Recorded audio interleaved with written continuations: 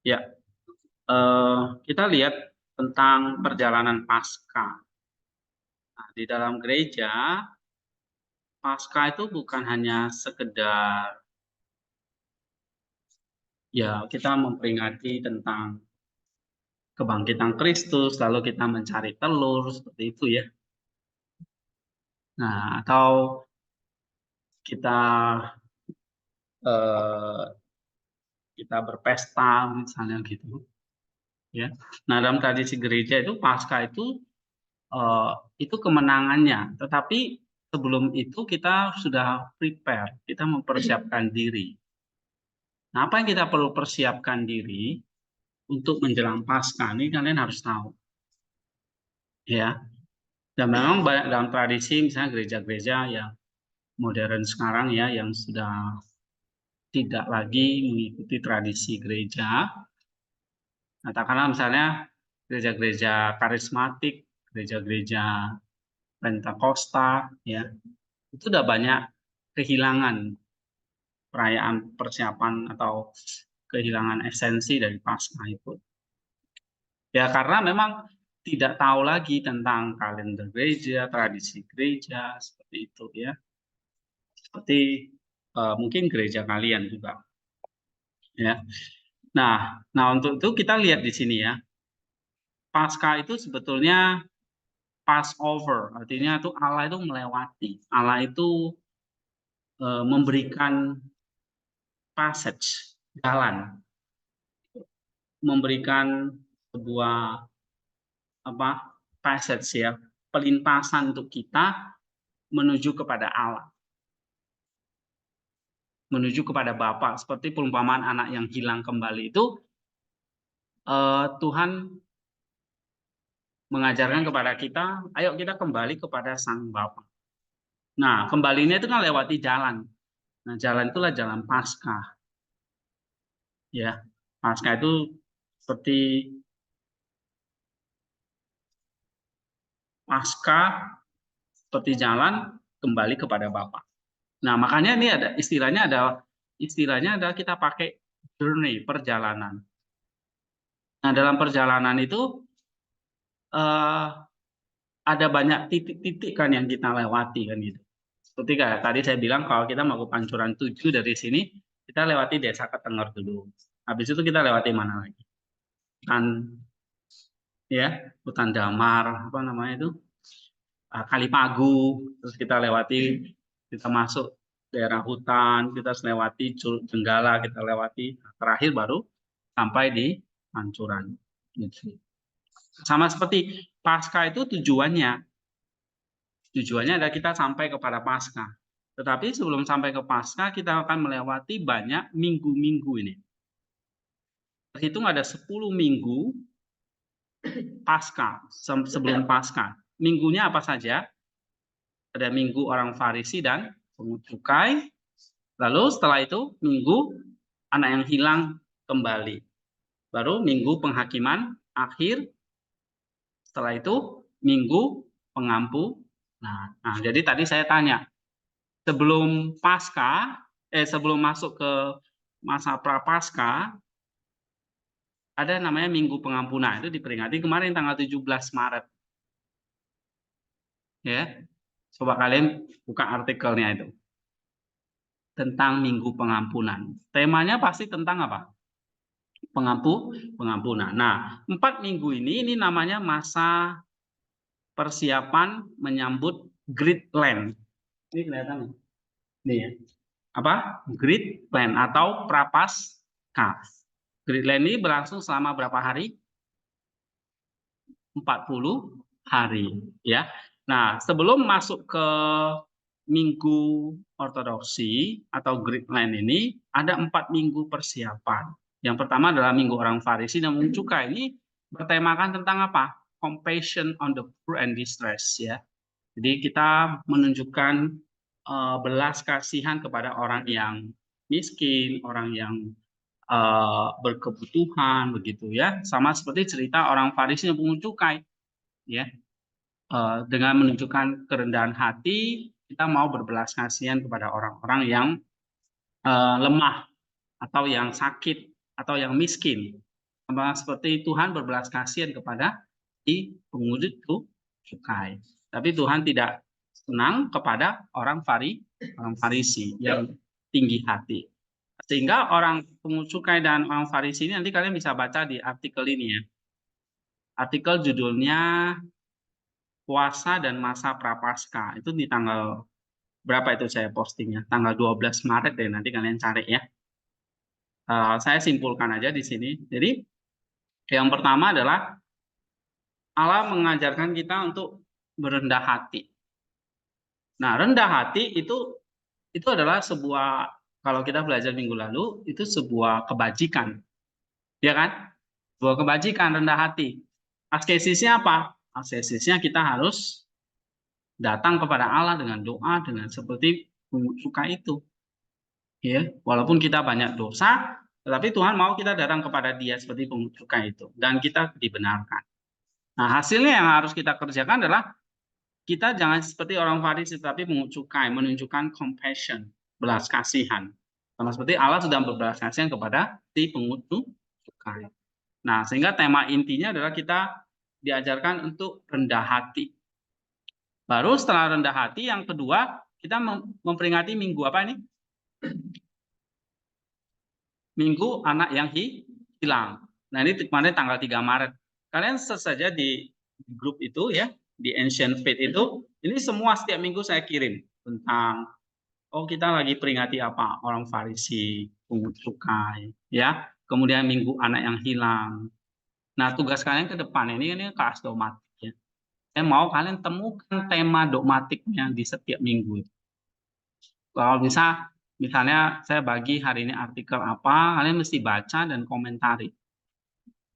Ya, supaya belajar juga gitu. Sehingga saya share-share seperti ini ya bermanfaat buat kalian. Kalau enggak, buat apa? Ya. Nah, misalnya minggu tentang anak yang hilang, ada yang baca nggak? Minggu anak yang hilang itu ceritanya tentang apa yang saya share itu? Kan diambil dari Lukas 15 ya, ayat 11 sampai 32, kita nggak perlu baca lagi, udah tahu ceritanya kan. Nah, ini menunjukkan apa? Tema intinya apa? Pertobatan. Ya. Jadi kalau minggu lalu kan saya ajarin kalian beberapa tema tentang kebajikan. Salah satunya adalah misalnya tadi kerendahan hati, humility. Nah, setelah humility harus ada kebajikan lain yang nyusul. Apa itu? Pertobatan. Tapi tanpa kerendahan hati tidak mungkin ada pertobatan. Sama seperti kamu begini. Kamu merasa dirimu seperti orang Farisi, orang paling benar, akankah kamu mengakui kesalahanmu enggak? Enggak, karena kamu merasa paling benar. Jadi tidak ada humility-nya. Nah, humility harus menunjuk kepada repentance, pertobatan. Nah, ini yang diajarkan dalam Prodigal Sons ini ya. Nah, setelah pertobatan, gereja mengajak kita untuk merenungkan tentang penghakiman akhir. Minggu penghakiman akhir, the last judgment. Apa artinya ini? Last judgment ini kalau kita baca dalam Matius 25 ya, ayat 31 sampai 46 itu cerita tentang apa? Ada orang sakit, ada orang di penjara, ada orang asing, ada orang telanjang. Jadi sakit, asing, telanjang, di penjara. Kata Tuhan, kalau kamu melakukannya untuk ini, untuk orang yang paling hina ini, kamu melakukannya untuk aku. Betul? Tapi kalau kamu tidak melakukannya, kamu akan dihakimi. Nah, jadi the last judgment itu mengajarkan kepada kita tentang apa? Setelah kamu bertobat nih, kamu kembali mengisi hidupmu dengan, ingat, akan ada hari penghakiman. Jadi kamu harus isi hidupmu dengan kasih gitu. Ya. Dengan bersedekah, dengan berbuat baik. Kembangkan isi pertobatan itu dengan hal-hal yang disukai oleh Allah. Nah, itu the last judgment. Misalnya apa? Coba kita baca dalam Matius 25 itu ya. Kalau kita baca perumpamaannya itu tentang penghakiman akhir ayat 31 sampai 46, tapi kita baca aja misalnya nih ya, ayat yang ke 40 2 lah ya. Atau 40 lah ya. Sesungguhnya aku berkata kepadamu, segala sesuatu yang kamu lakukan untuk salah seorang dari saudaraku yang paling hina ini, kamu telah melakukannya untuk aku. Apa yang dilakukan tadi? Lapar diberi makan, haus diberi minum, orang asing diberi tumpangan, telanjang diberi pakaian, sakit dijenguk, di penjara dikunjungi. Nah, ini adalah kita diajar untuk apa? Mempersiapkan atau mengisi pertobatan itu dengan melakukan hal-hal yang disukai oleh Allah. Nah, karena itu akan membawa kita lolos dari penghakiman. Misalnya ayat 40 dikatakan apa? Aku berkata kepadamu, segala sesuatu yang kamu lakukan untuk salah seorang saudaraku yang paling hina ini, kamu telah melakukannya untuk aku. Gitu. Ya, kamu telah melakukannya untuk aku. Nah, itu artinya kita atau orang-orang yang sudah bertobat itu melakukan perbuatan kasih tadi. Oke, nah setelah the last judgment kita masuk ke minggu apa? Nah, mulai ini masuk minggu pengampunan. Ada 2 tema inti di situ. Yang pertama adalah tentang Adam dan Hawa yang diusir dari Taman Firdaus. Nah, ini menceritakan bahwa mereka jatuh gara-gara apa? Adam dan Hawa itu. Hah? Mereka jatuh gara-gara apa? Makanan. Ya, karena terbuai oleh godaan ular tentang buah dari pohon pengetahuan. Oke. Nah, mereka jatuh gara-gara makanan, tetapi tema yang kedua adalah kita juga diajari tentang pengampunan. Adam dan Hawa diusir dari Taman Firdaus ya karena dosa makanan. Yang kedua, kita diajarin untuk mengampuni sesama kita. Kenapa? Pengampunan ini penting. Sebelum masuk ke minggu puasa.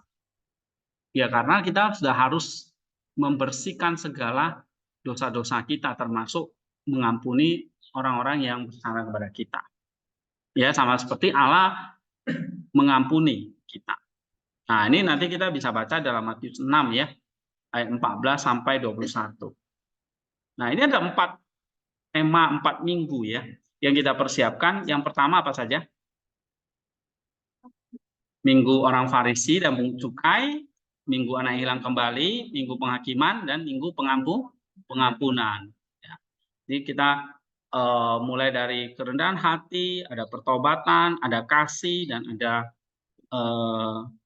pengampunan. Nah, ini 4 minggu ini selama 1 bulan ini kita persiapkan untuk memasuki masa Lent. Jadi kalau hari Minggu tanggal 17 itu adalah kita terakhir boleh makan, ibaratnya nih boleh makan susu, telur itu masih boleh ya. Tapi begitu masuk tanggal 18 masa Lent atau masa Prapaskah, kita sudah berpantang makan makanan hewani. Ya. Kenapa? Karena waktu Adam dan Hawa diusir, mereka sudah jatuh ke dalam dosa kan. Nah, sekarang Adam dan Hawa itu diajak balik sepertinya. Kan diusir kan. Nah, kita keturunannya juga diusir. Tetapi di masa lain itu kita diingatkan lagi untuk berpuasa. Berpuasa itu dalam pengertian bukan legalistik ya. Artinya, oh saya berpuasa saya dapat pahala. Memang dapat pahala sih, tapi bukan itu yang kita kejar ya. Pahalanya adalah kita kembali lagi ke Firdaus. Artinya kita kembali lagi seperti Adam dan Hawa yang pertama tanpa jatuh dalam dosa. Itu mereka makan dari tumbuhan, ya. Karena pada zaman itu belum ada binatang-binatang yang dibunuh dengan darah begitu. Oke, jadi vegan ya, benar-benar makan vegetarian. Nah, itu mulai berpuasa di tanggal 18 ini, 18 Maret kalau tahun ini, ya. Nah, baru sampai nanti tanggal 24 Maret itu baru kita masuk peringatan Sunday of Orthodoxy atau Minggu Ortodoksi. Ini minggu tentang ikon. Mengingatkan lagi bahwa kita kembali lagi kepada fitrah.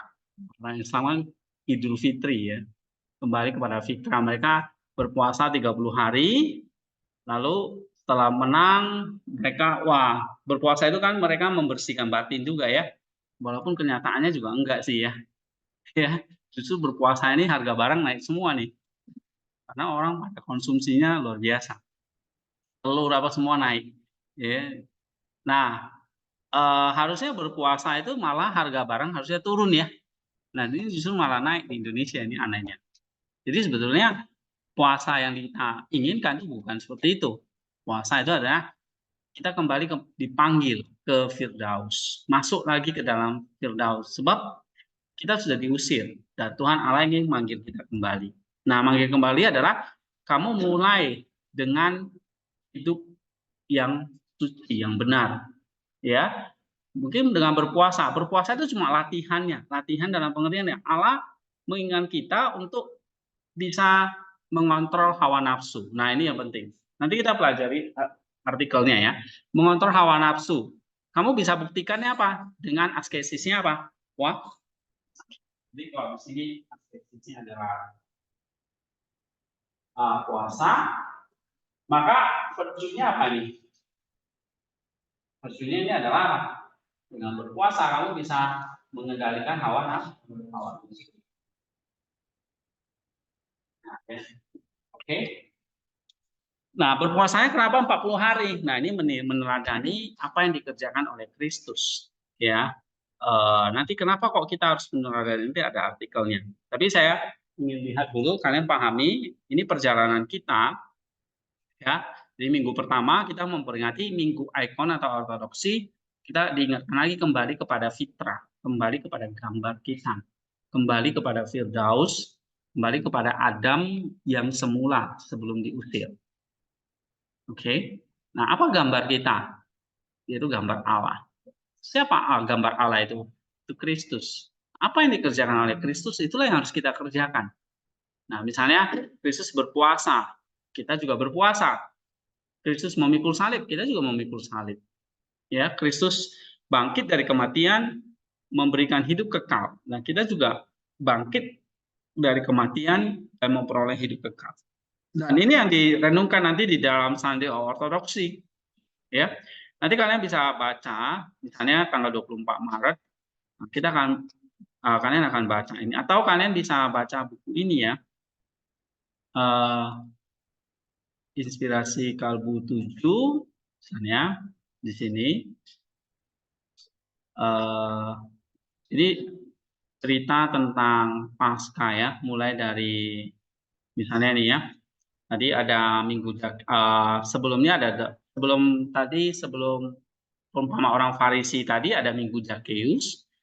Setelah Zakheus ada orang Farisi dan cukai, kemudian anak yang hilang, kemudian ada Minggu Penghakiman Akhir, Minggu Pengampunan, kemudian ada Minggu Ortodoksi ya. Nah, ini ada skip satu. Nah, setelah Minggu Ortodoksi kita masuk ke Minggu apa? Palamas. Nah, ketika kita merenungkan tentang ikon, tentang gambar kita adalah gambar Allah, ya, dan gambar Allah itu adalah Kristus. Bagaimana kita menjadi serupa dengan Kristus? Kita nggak bisa sendirian. Kita butuh yang namanya anugerah.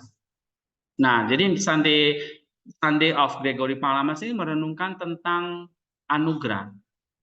Ya, kita perlu bersinergi dengan Allah. Oke?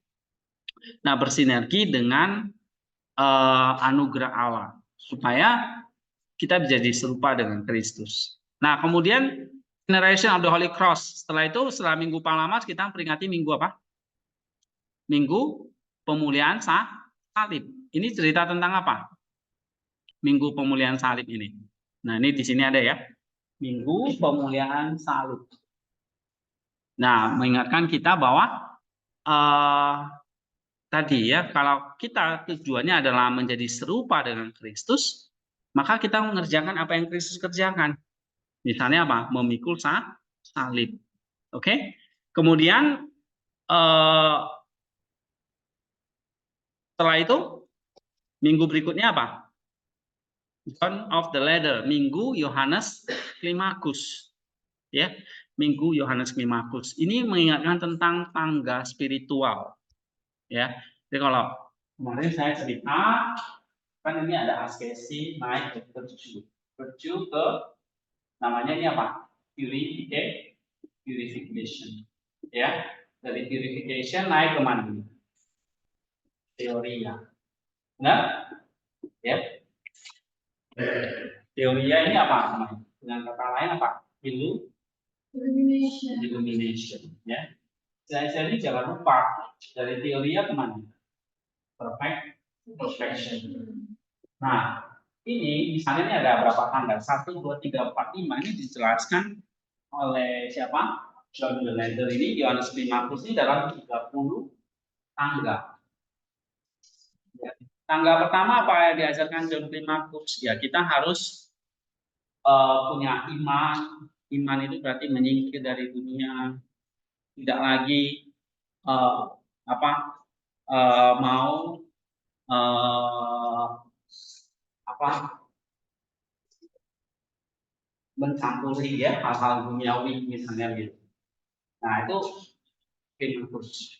Setelah punya iman, dia ajari lagi kita untuk punya kebajikan, kerendahan hati, ya punya kebajikan apa puasa dan sebagainya. Jadi 30 anak tangga itu akan dijelaskan di sini. Nah ini artinya apa? Untuk menjadi serupa dengan Kristus tadi itu tidak, kita membutuhkan proses, ya. Nah proses di sini John de Leiden memberikan apa namanya? Memberikan semacam map,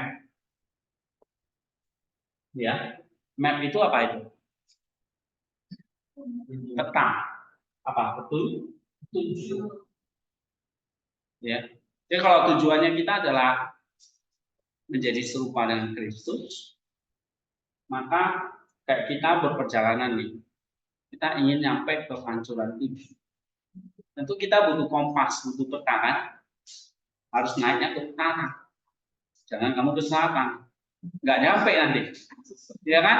Nah sama seperti 30 anak tangga ini memberikan petunjuk yang bisa kita bagi seperti ini. Kita harus ada askesis, harus ada virtue, ya, ada teoria, ada perfection. Nah dia ajarin ini nanti semua, ya. Nah nanti kalian bisa baca di sini apa saja yang diajarkan sama Climakus. Ini ada namanya Minggu Yohanes Climakus atau tentang tangga. Nah, tentang tangga ini minggu keempat masa prapaskah. Apa saja yang diajarkan? Nanti kalian bisa baca ya. Kemudian setelah proses kita ngerti ini, ya jalan menuju kepada pasca atau kepada Kristus itu ternyata tidak gampang. Kita harus ada askesis, kita harus ada virtue, kita harus ada purification-nya, harus ada illumination-nya, ya. Nah, gereja akhirnya kasih satu contoh. Ini loh manusia yang pernah mencapai, namanya Maria dari Mesir. Nah, makanya minggu kelima ya di masa Lent ini kita memperingati tentang Saint Mary of Egypt, Minggu Maria dari Mesir. Nah, nanti kalian bisa baca di sini. Minggu Maria dari Mesir itu kisah hidupnya seperti apa? Nanti kalian bisa lihat dari sebelum pertobatannya, setelah pertobatannya, terus apa yang dia kerjakan. Ada yang masih ingat nggak ceritanya ini tentang Maria dari Mesir ini? Nah, ada yang ingat? Dulunya dia seorang apa? Perempuan. Ya memang dia perempuan. Masa laki-laki. Dulunya dia seorang perempuan pelacur. Lalu setelah itu apa? Dia bertobat. Lalu dia bertapa di mana? Ini ada gambar-gambar. Di mana? Di gunung. Di padang gurun, bukan di gunung ya. Di padang gurun yang kering. Padang gurun di Palestina sana di apa? Di Yordan sana. Oke? Nah, ini kamu bisa baca, ini ceritanya menarik. Ya. Satu contoh teladan yang baik dari Maria dari Mesir. Oke, nah coba itu di apa ya, iman seperti ini coba dihayati dengan sungguh. Karena kalau tidak ya kita itu cuma belajar tok, ya ngerti tok, tapi nggak ada perubahan apa-apa nantinya. Nah ini saya yang khawatir gitu loh, mahasiswa teologi tapi ya nggak nyampe ke ininya ya. Kita hanya sampai ke nggak nyampe ke purification-nya gitu. Kita cuma belajar tok di sini. Ya askesis sih, belajar itu askesis, memaksa diri ya kan, baca buku dan sebagainya. Oke, nah askesis hasilnya nih di sini. Tapi nggak ada virtue, nggak ada purification, bahaya. Oke. Nah kita mesti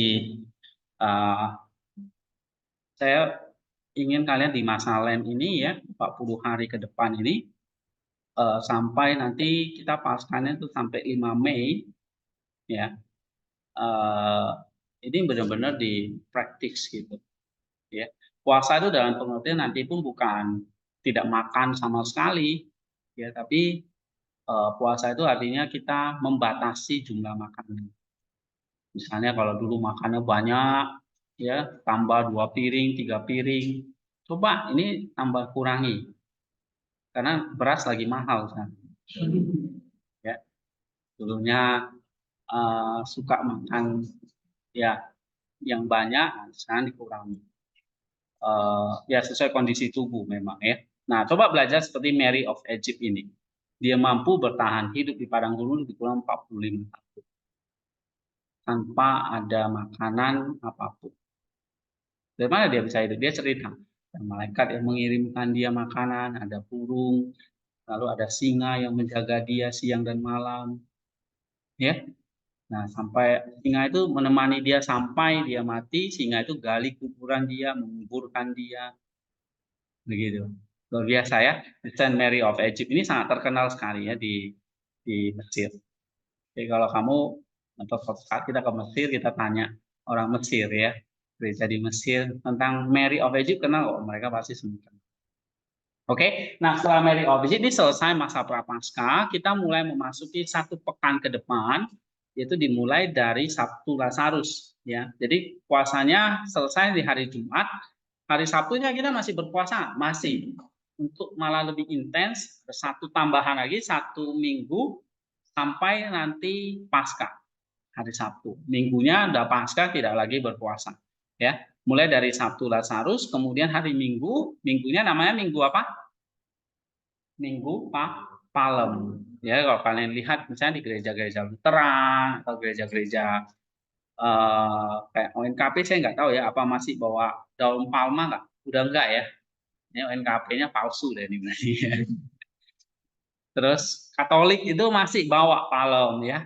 Nah ini memperingati apa sih palem itu? Ketika Yesus masuk ke Yerusalem ya, itu dalam Yohanes 12 itu diceritakan bagaimana dia masuk ke Yerusalem dan di situ sorak-sorak kemenangan itu melambangkan Kristus yang akan menang, tapi sebelum itu dia harus mengalami penderitaan ya.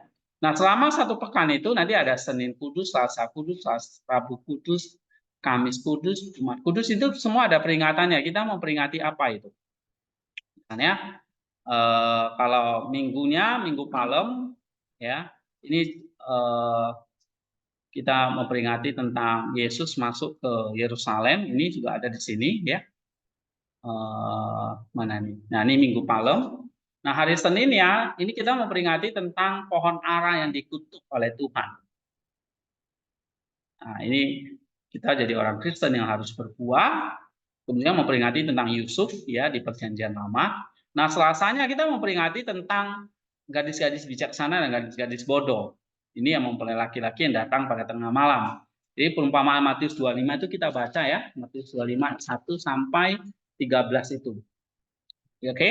Nah, kemudian hari Rabunya kita memperingati tentang pelacur yang mengurapi kaki Tuhan. Ya. Ini kita nggak tahu siapa namanya, tapi dia rela menuangkan buli-buli narwastunya untuk mengurapi kaki dan minyak rambut dari Tuhan, ya.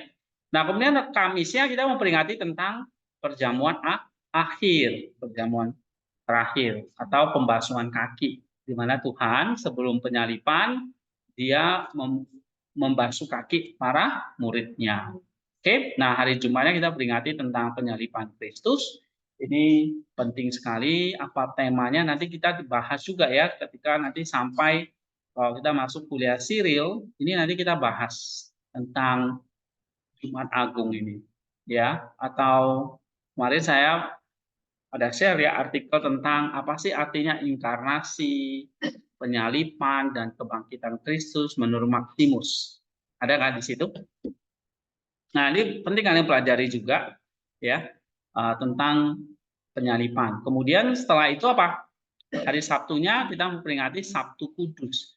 Itu memperingati apa kalau Sabtu Kudus? Yesus ada di Hades atau di kerajaan maut. Dia benar-benar turun dalam kerajaan maut. Jadi dia benar-benar mati dan masuk ke dalam Hades seperti manusia, di mana di Hades itu kalau kita lihat di ikonnya itu bertemu dengan Adam dan Hawa, dengan Musa, dengan Daud, gitu ya. Nah, kalau kita lihat di sini, nah ini kematiannya. Ini kalian bisa baca semua di sini. Nah, jadi kalau Sabtu Kudus, kamu lihat nih contohnya ya, contoh. Dia injak alam maut ini, setan dikalahkan. Kemudian ini semua ini gambaran dari Adam, ya dia paling tua dan ini semua keturunan dia di belakang. Dan ini Hawa. Dan itu Kristus mengangkat mereka dari Hades dan masuk ke Firdaus. Nah, jadi waktu Adam dan Hawa diusir dari Firdaus, sekarang di Paskah itulah Adam dan Hawa dibawa kembali ke Firdaus di hari Sabtu itu. Ya, jadi pada hari Sabtu itu ketika Kristus turun ke alam maut, nah Adam dan Hawa itu diselamatkan, dibawa ke Firdaus. Ya, rohnya. Oke. Nah, termasuk semua orang-orang perjanjian lama yang mengharapkan Mesias. Itu Paskah di alam Hades. Nah, Paskah kita untuk manusia yang masih hidup di dunia ini, inilah terjadi pada hari Minggu. Yaitu dia bangkit pada hari Minggu. Ya, Kristus bangkit pada hari Minggu. Di hari pertama dalam minggu itu. Nah, ini cerita tentang kebangkitan Kristus. Oke. Ya. Tentang kebangkitan Kristus. Ini saya banyak ambil dari Smeman, ini bagus banget, nanti kalian bisa baca ya. Paskah adalah kebangkitan Tuhan kita. Nah, apa arti Paskah kepada kita? Nanti ini bisa dibaca ya. Nah, sekarang kita lihat. Paskah itu begitu penting, itu adalah hari paling penting dari semua perayaan. Tanpa Paskah, seperti kata Paulus, tanpa Kristus yang bangkit, maka sia-sialah iman kita. Ya kan? Nah, oleh sebab itu ada satu momen ketika kita mau memperingati Paskah, maka kita betul-betul harus mempersiapkan dirinya dengan baik, gitu ya. Bahkan ini ada puasa 40 hari kudus. Coba kita baca ini dulu ya dari Smeman, perjalanan Prapaskah menuju Paskah. Di sini dia ada berapa minggu sebelum sampai ke Paskah itu? Ada berapa minggu? 10 ya. Kita bisa bagi 4 minggu persiapan di masa Triodion, kemudian 5 minggu masa Prapaskah. Oke. Kemudian 1 minggu Paskah ya. Minggu Palem kemudian Paskah. Ini ada 4 minggu masa persiapan, kemudian ada 5 minggu masa Lent. Jadi kalau ditanya orang, Prapaskah itu ada berapa minggu? 5 minggu. Ya, 5 minggu. Mulai dari apa? Sunday of Orthodoxy, Palamas, Minggu Pemulihan Salib, Minggu Yohanes Klimakus, dan Minggu Maria dari Mesir. Apa saja? Hah? Ini enak.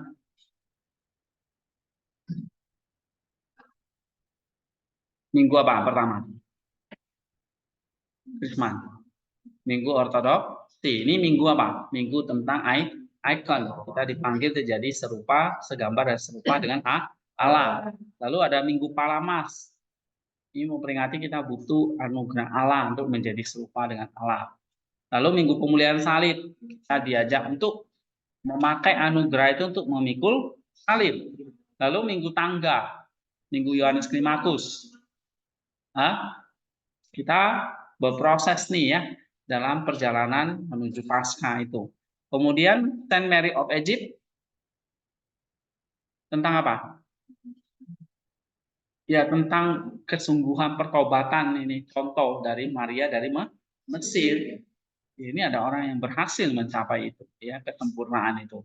Kemudian Minggu Palem, dan ini sudah masuki ke pekan Kudus atau pekan Paskah, ya. Oke, jadi kalau kita bisa bagi tiga ya, kita bagi tiga. Pertama pekan Kudus, yang pertama ini masa Triodion. Triodion itu artinya masa persiapan menjelang Lent, kemudian masa Lent atau masa Prapaskah, dan yang ketiga pekan Kudus. Nah, jadi kita bisa bagi jadi 10 minggu ini ya, mulai dari orang Farisi itu 1, 2, 3, 4, 5, 6, 7, 8, 9, 10, baru terakhir Paskah 11. Jadi ada 10 minggu persiapan ini menjelang Paskah. 10 minggu itu kira-kira berapa hari itu? Atau berapa bulan? 2 bulan lebih ya. Ya, 2 bulan setengah. Jadi kalau Paskahnya di Mei, di Maret ini kita udah, bahkan sebelum Maret dari tanggal Februari ini sudah mulai. Ya, akhir Februari sudah mulai persiapan. That's amazing ya. Ini satu perjalanan yang sungguh-sungguh. Ya. Beda banget dengan tradisi Protestan ya. Paskah nggak ada apa-apanya. Ya udah datang hari Minggu doang gitu. Nah, ini miskin sekali kita. Jadi kalian juga gimana ini Pak? Saya bisa mulai dari diri kita ya. Kalau dari kalian nggak ada persiapan Paskah yang sungguh-sungguh, ya jemaat nggak akan merasakannya. Gitu. Ya. Nah, coba kita baca nih ya, satu perjalanan Prapaskah menuju Paskah. Jadi kalau saya tanya nih Krisman, ada berapa minggu? Berapa minggu masa Prapaskah? 5. Terus berapa minggu masa persiapan sebelum Prapaskah? 4, ya kan? Bahkan ada yang menyebutnya 5 ya. Tadi Minggu Zakheus ini masuk di sini ya. Ada 4 minggu, apa saja 4 minggunya? Minggu? Ini kan saya udah bagi di grup juga, tinggal kalian download aja. Tarik ya di grup WA itu. Apa? Minggu orang Farisi, Minggu anak yang hilang, Minggu mahir, dan Minggu pengampunan. Ini harus tahu, dihafal ya.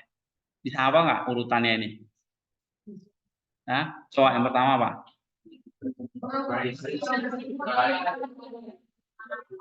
Oke, ini saya mati dulu. Terus? Oke. Terus Mas Alen mulai dari Minggu Ortodoksi.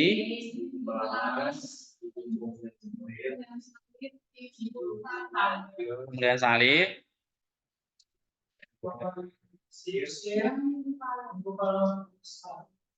Apa sih? Ini Raymond ngomong apa? Minggu Palamas. Setelah Minggu Palamas apa? Pemulihan salib. Setelah itu Minggu Yohanes Klimakus. Setelah itu Saint Mary of Egypt ya. Nah, dari minggu-minggu itu tahu tema-tema besarnya nggak? Misalnya Minggu Yohanes Klimakus, tema besarnya apa? Tentang tangga rohani. Tangga rohani bisa dibagi berapa tangga? 30 kalau dibagi 30 itu diringkas lagi jadi berapa tangga? 3 ya, 3 tangga utama. Yang pertama Pak. Yang pertama ya ini ya, tangga purification, tangga pertama. Itu illumination ya. Nanti untuk mencapai tangga pertama ini kita harus melakukan ini. Ya. Baru bisa masuk ke tangga pertama. Oke. Jadi 3 tangga itu bisa dijabarin lagi jadi 30 tangga. Ya. Oke. Nah, sekarang perjalanan ini coba baca manner. Ketika seseorang pergi dari sebuah perjalanan, dia harus tahu kemana dia akan pergi. Demikian juga dengan masa prapaskah. Di atas segalanya prapaskah adalah sebuah perjalanan spiritual dan tujuannya adalah Paskah. Iya. Jadi kalau kenapa ada prapaskah? Karena ada pasca ya kan? Jadi ada pra dulu. Pra itu artinya sebelum pasca. Kenapa ada sebelum pasca? Karena ada paskanya. Nah, paskanya itu adalah sebuah tujuan. Berarti pasca itu perjalanannya. Sama seperti kalau kita mau berperjalanan, kita harus tahu kemana tujuan kita. Nah, tujuan kita adalah pasca, maka perjalanan namanya prapaskah. Jadi perjalanannya berapa hari itu? 40 hari itu atau 5 minggu itu, ya. Kemudian ini adalah persiapan untuk penggenapan Paskah oleh yang sejati. Oleh karena itu kita harus mulai dengan mencoba memahami hubungan antara masa prapaskah dan Paskah. Karena hal ini mengungkapkan sesuatu yang sangat esensial, sangat penting tentang iman dan kehidupan Kristen kita. Iya, jadi prapaskah itu dengan pasca itu apa hubungannya? Hubungannya adalah apa? Prapaskah mengungkapkan sesuatu yang sangat esensial dari Paskah. Jadi kalau kita nggak ada perjalanan, kita nggak bisa cerita ini tentang Paskah itu sendiri. Sama seperti ini. Mana lebih asik gitu ya? Kamu berperjalanan ke Pancuran 7 atau tiba-tiba kamu udah diantar sampai ke sana? Hah? Mana yang bisa lebih cerita gitu? Tentu step by step ya. Iya kan? Daripada kamu misalnya diantar naik mobil yang enak, mewah. Kamu turun sampai Pancuran 7 ya udah gitu-gitu aja lihat. Wah, oh gitu ya Pancuran 7 seperti ini doang kan. Tapi coba kamu dari sini kamu trekking gitu ya. Ikuti jejaknya satu-satu, jatuh bangun gitu kan. Ada yang trekking jatuh-jatuh nggak? Nah, saya udah jatuh berapa kali gitu ya. Oke. Nah, sepatu ini pun robek ya. Ini sepatu ini saya pakai ini. Saya jahit lagi gitu. Nah, masih bisa pakai. Ya. Tapi sampai di atas sukacita nggak? Sukacita banget ya. Wah, ternyata perjuangan ini sampai Pancuran 7. Nah, sama seperti ini. Prapaskah itu perjalanannya ya sampai kepada Paskah. Nah, ini satu sukacita yang unik ya. Coba baca lagi.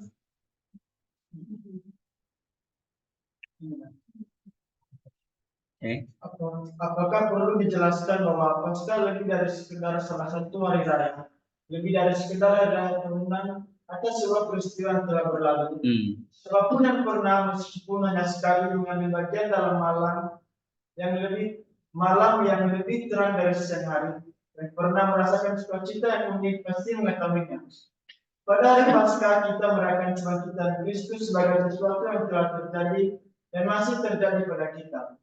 Karena masing-masing dari kita menerima karunia kehidupan baru dan kekuatan untuk menerimanya dan hidup dengannya. Ini adalah sebuah karunia yang secara radikal mengubah sikap kita terhadap segala sesuatu di dunia ini, termasuk kematian. Termasuk kematian. Hal ini memungkinkan kita untuk dengan penuh sukacita menegaskan kematian tidak ada lagi. Oh, kematian masih ada, tentu saja, dan kita masih menghadapinya, dan suatu hari nanti kematian akan datang dan menjemput kita. Tetapi adalah seluruh iman kita bahwa dengan kematiannya sendiri, Kristus telah mengubah natur dasar kematian, menjadikannya sebuah peralihan Passover, sebuah Paskah ke dalam kerajaan Allah mengubah tragedi dari segala tragedi menjadi kemenangan yang hakiki. Iya. Jadi kenapa kok kita Paskah itu disebut hari raya di atas segala hari raya? Karena dengan Paskahnya itu menunjukkan bahwa Kristus telah menang atas kematian. Ya, dia menginjak-injak kematian dengan kematiannya dan memberikan hidup kepada kita. Makanya dijadikan di sini ya. Ya memang kita bisa mati, kita masih mati, tapi kematian yang kita alami itu natur kematiannya sudah berubah. Bukan lagi kematian kekal. Kita mati bukan lagi mati kekal, tapi kita mati untuk memasuki satu peralihan namanya Passover. Nah, Passover itu artinya peralihan. Ya, pas itu kan dilewati. Dilewati atau gini ya. Jadi kalau Passover itu kayak gini. Nah, kamu kan mau kasih handphone itu, kamu harusnya kasih email kan? Jadi dilewati. Kematiannya dilewati. Itu si Passover. Ya, apa? Passover. Artinya dilewati. Apa yang dilewati? Harusnya kita masuk tuh ke jurang tuh. Nah, tapi sama Allah dikasih jalan nih. Udah, kamu lewatin aja jurang ini. Masuk jurang kan? Itu kayak jembatan. Maksudnya kita cemplung ke laut, tetapi Yesus datang jadi jembatan, jadi Passover-nya. Nah, jadi kita bisa lewat teman-teman. Oke? Nah, itu artinya Passover. Jadi waktu kita sampai ke Passover, ke Paskah itu, kita merasakan sukacita. Sukacita yang unik kata Smenman. Sukacita yang unik gitu. Kenapa? Karena selama 40 hari itu kita sudah berjuang sampai kita sudah melewati jurang kematian. Ya. Tapi kalau kita nggak ada persiapan, ya udah kita merasa pasca ya udah pasca lagi kayak peristiwa tahunan kan gitu kan dia ngomong. Nah, maka dia mengatakan di sini gini, ya.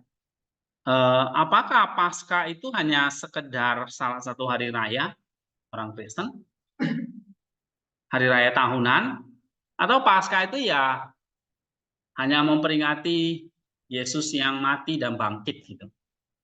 Ya itu peristiwa sejarah aja yang kita perlu pelajari lagi gitu. Ya. Nah, tentu kalau kita hanya sampai ke situ, maka ini pemahaman Paskah yang sangat dangkal. Ya. Tapi kita kalau di sini dikatakan Paskah itu adalah kita menerima satu karunia kehidupan baru, ya kehidupan baru apa yang kita terima? Karena tadi kita sudah melewati kematian, begitu, ya.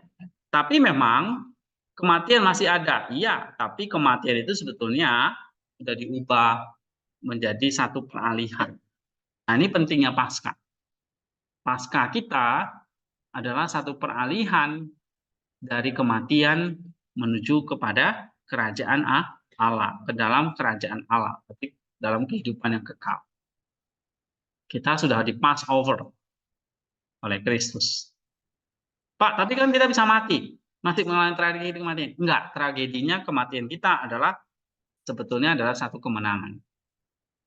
Jadi kematian orang Kristen itu artinya kita beralih kepada satu kehidupan yang kekal. Karena ada Paskah tadi. Oke, itu iman kita ya. Coba baca siapa? Jessica. Demikianlah iman gereja yang ditegaskan dan dibuktikan oleh para orang kudus yang tak terhitung jumlahnya. Namun pengalaman kita sehari-hari menunjukkan bahwa iman ini jarang sekali menjadi diri kita, bahwa setiap saat kita kehilangan dan mengkhianati hidup baru yang kita terima sebagai sebuah karunia, dan bahwa pada kenyataannya kita hidup seakan-akan Kristus tidak bangkit dari antara orang mati, seakan-akan peristiwa yang unik itu tidak memiliki makna apapun bagi kita.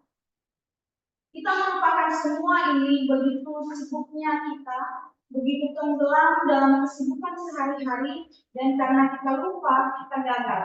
Dan melalui kelupaan, kegagalan, dan dosa ini, hidup kita menjadi tua lagi, kecil, gelap, dan pada akhirnya tidak berarti. Sebuah perjalanan yang tidak berarti menuju akhir yang tidak berarti. Kita mungkin dari waktu ke waktu mengakui dan menyesali berbagai dosa kita, tetapi kita tidak lagi mengarahkan hidup kita pada kehidupan baru yang Kristus nyatakan dan berikan kepada kita. Bahkan kita hidup seolah-olah Dia tidak pernah datang. Inilah satu-satunya dosa yang nyata, dosa dari segala dosa, kesedihan yang tak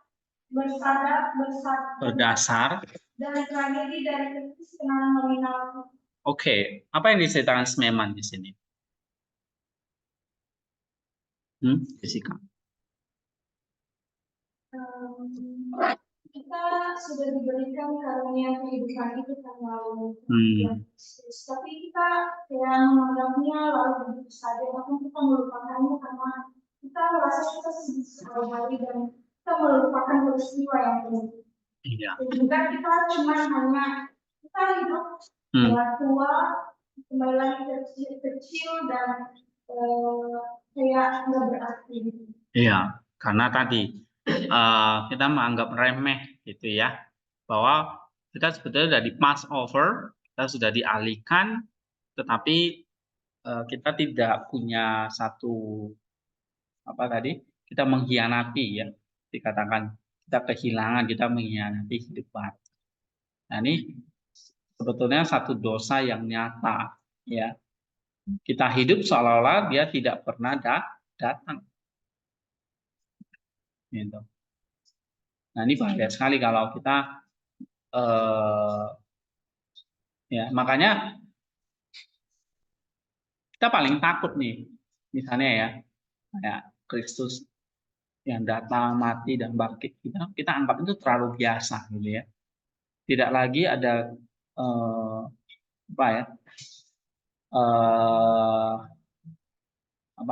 kegentaran ya. Maka kita seolah-olah kita hidup seolah-olah Kristus tidak pernah datang. Nah ini yang kita harus hati-hati. Itulah sebabnya jangan sampai oh ya pasca lagi gitu, tanpa kita ada persiapan. Nah ini ya, seolah ya orang bilang misalnya take it for granted ya, karena ini orang misalnya anggapnya ini anugerah gitu ya. Nah, jadi kita take it for granted aja. Nah ini kita harus hati-hati dengan ini. Oke, coba baca lagi. Siapa ini? Iya, kamu baca. Jika kita menyadari hal ini, maka kita dapat memahami apa itu Paskah dan mengapa Paskah membutuhkan dan mengadakan masa Prapaskah.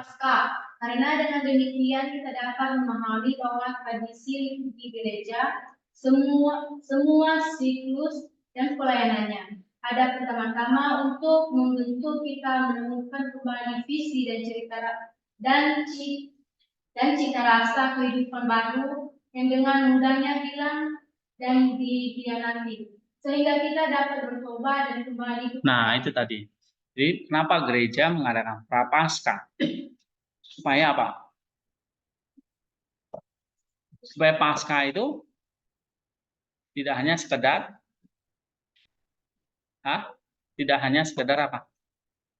Paskah biasa aja kan gitu ya. Oke. Supaya kita bisa menemukan apa? Iya. Sama seperti kalau misalnya kita makan makanan yang sama setiap hari, setiap tahun, mungkin cita rasanya bosen kali ya.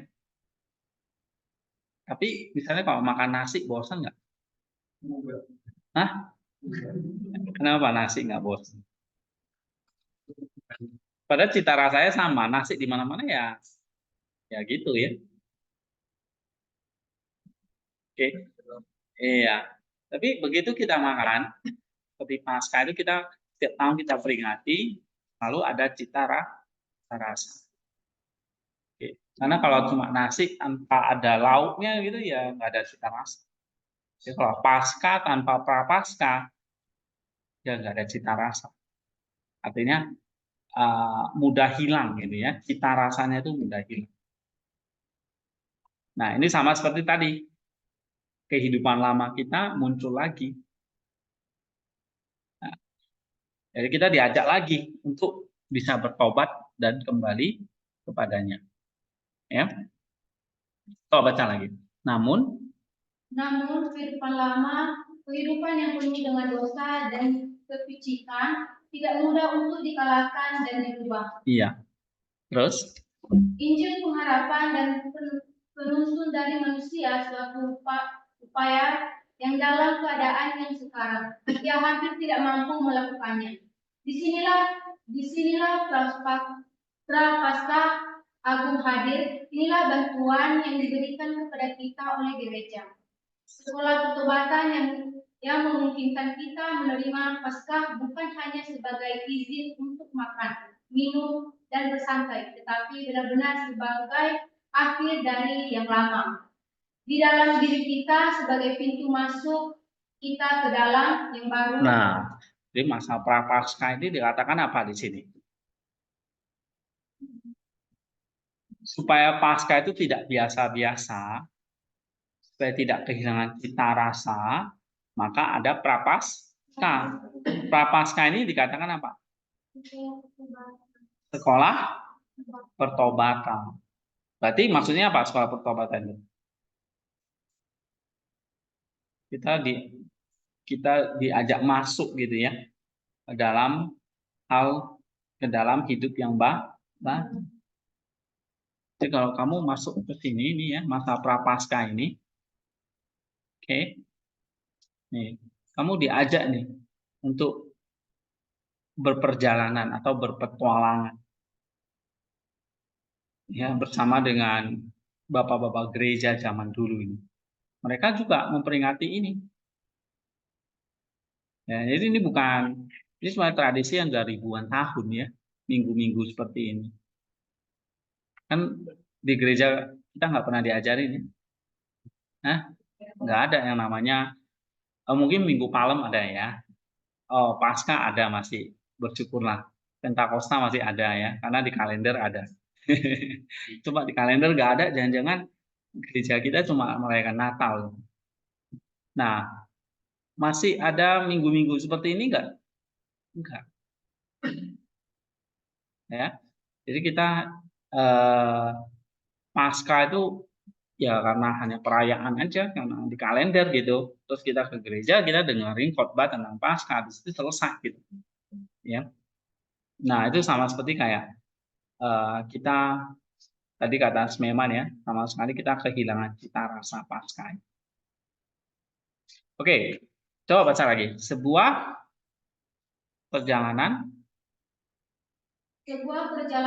sebuah ziarah, namun ketika kita memulainya, ketika kita mengambil langkah pertama ke dalam kesedihan yang cerah di masa Prapaskah.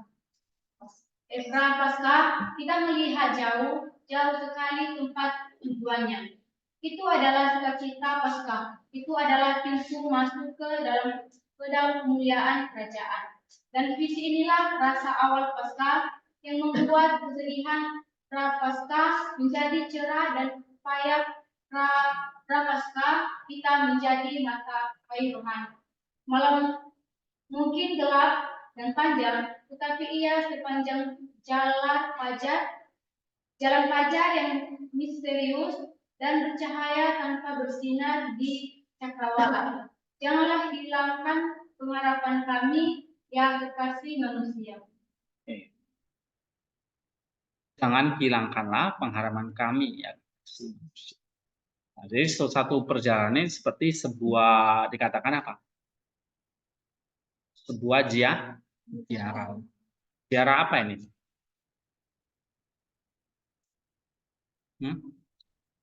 Sebuah ziarah. Ziarah tahu nggak arti ziarah? Hah? Ziarah itu artinya apa? nih, sebuah perjalanan, sebuah ziarah.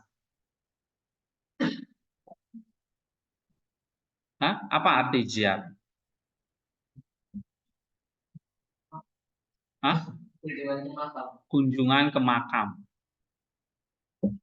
Ziarah itu kunjungan ke makam. Ya, kamu pernah ziarah nggak, men?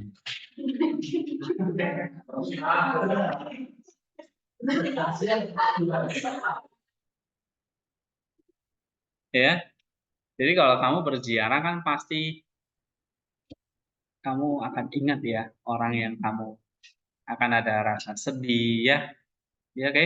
Tapi satu sisi ada rasa cerah gitu ya, karena orang yang kita sayangi itu ternyata sudah di pass over. Jadi kesedihan yang cerah. Ya. Memang pas sekali ya selalu ada masa prapaskah itu ya selalu mengajak kita untuk bertobat ya. Ada namanya mata air, ya rohani. Oke, mata air rohani.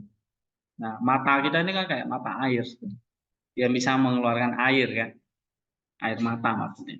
Nah itu ada kesedihan, tetapi kesedihan prapaskah itu menjadi cerah ketika kita di sini katakan ketika manusia itu terus berharap ya, ada pengharapan. Walaupun jalan masa prapaskah ini sulit gitu ya. Lalu ada pengharapan di depannya. Pengharapan kita itu kepada Paskah, kepada Kristus yang bangkit. Oke. Nah, tujuan akhirnya memang sukacita Paskah, tapi perjalanannya adalah perjalanan yang tidak gampang. Gitu.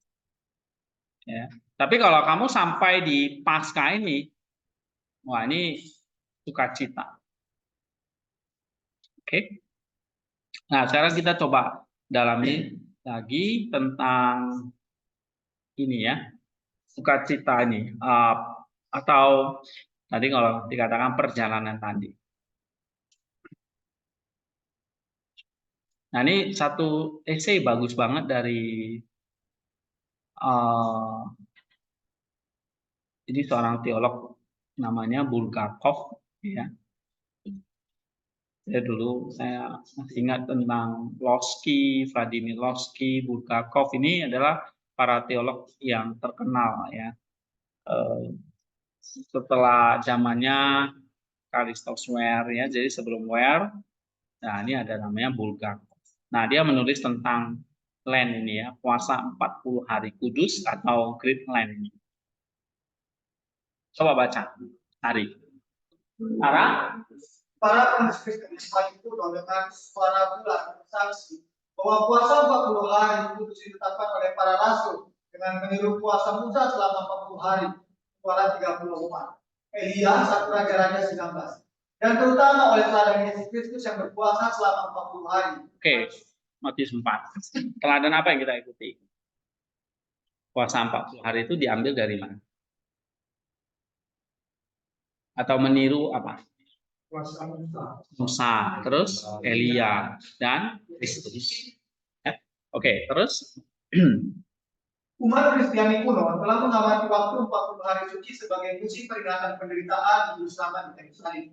Mengantisipasi hari-hari peringatan ini, sehingga dengan meneladani penyingkiran diri dan penangkalan dirinya, prestasi asketis ini akan menunjukkan partisipasi dan cinta yang hidup di pihak Juru Selamat yang menderita untuk dunia, dan bahwa sebelum semua ini dibersihkan secara moral untuk saat peringatan hikmat secara Kristus dan kebangkitannya yang mulia. Iya, maksudnya ini ada 40 hari yang kita jalani sebagai satu antisipasi.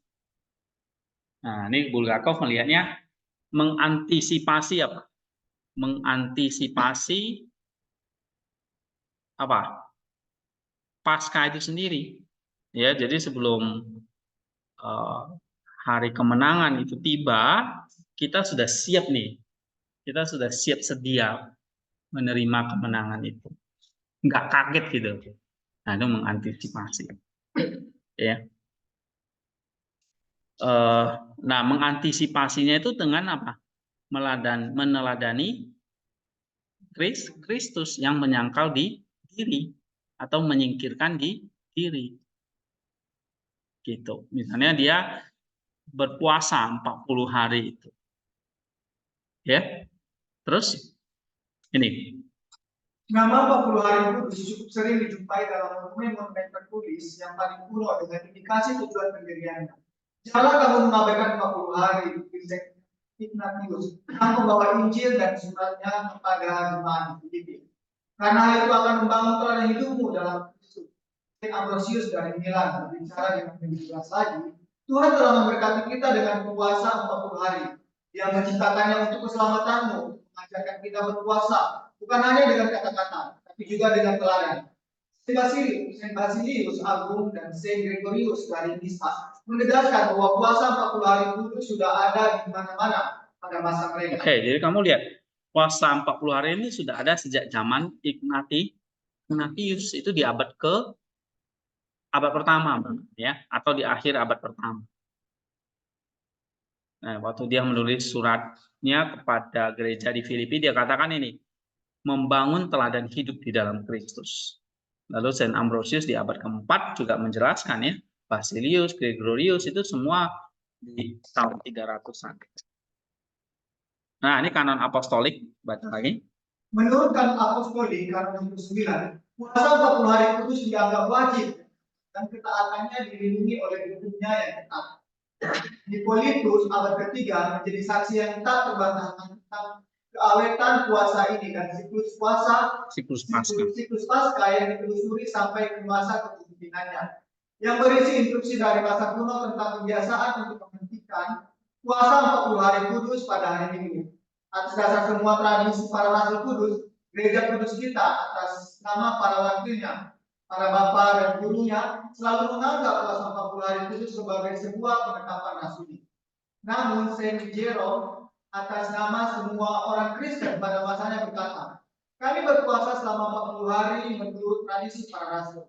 Saint Kiri dari Alexandria berulang kali mengingatkan kita dalam tulisan kitanya bahwa adalah penting untuk menjalankan puasa 40 hari kudus dengan saleh, sesuai dengan tradisi rasul dan Injil. Iya, terus nih. Puasa 40 hari kudus yang berlangsung selama 40 hari tidak dilaksanakan dalam gereja kuno pada waktu yang sama. Karena hal itu bergantung pada jumlah hari puasa yang tidak seragam dan hari-hari yang diputuskan. Sejak abad ketiga, bahkan sejak abad kedua, para bapak suci memberikan kesaksian yang jelas bahwa puasa 40 hari kudus bergantung 40 hari. Saint Irenaeus menulis bahwa orang-orang Kristen berpuasa selama 40 hari. Origen juga menegaskan hal ini pada abad ketiga. Pada abad keempat, gereja di timur menetapkan urutan puasa 40 hari kudus yang sekarang dari Senin setelah minggu pisah keju hingga 1 Agung, dan memahami bahwa jumlah ini termasuk pekan sengsara dalam puasa. Bapak-bapak kudus seperti Saint Cyril dari Alexandria, Yerusalem, Saint Gregorius Sang Theolog, Saint Yohanes Chrysostomos, Saint Ambrosius dari Milan, Saint Agustinus dan lain-lain, semuanya setuju bahwa 40 hari suci adalah puasa 40 hari. Dan semuanya melihatnya sebagai pendirian bersama gereja suci. Puasa 40 hari kudus disebut agung bukan hanya karena jumlah hari, tetapi karena makna khusus dinilai orang Kristen bagi orang Kristen Ortodoks. Terus? Semakin banyak hari berpuasa, demikian ajaran. Semakin baik kesembuhannya. Semakin berlama berpantang, semakin melimpahlah keselamatan. Allah dari jiwa kita menetapkan waktu yang tepat bagi orang saleh untuk memberikan pujian, bagi orang berdosa untuk berdoa, bagi orang yang mencari ketenangan, bagi orang lain untuk memohon pengampunannya. Waktu 40 hari kudus adalah waktu yang tepat, tidak terlalu singkat untuk memberikan pujian dan tidak terlalu lama untuk memohon belas kasihan.